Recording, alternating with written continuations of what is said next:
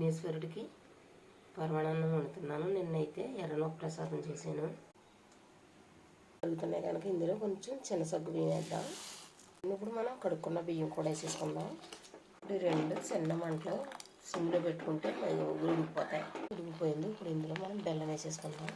కొంచెం యాలకుల పొడి, జీడిపప్పు, కిస్మిస్లు కూడా నేతిలో వేపేసుకుని కలిపేసుకున్నాం.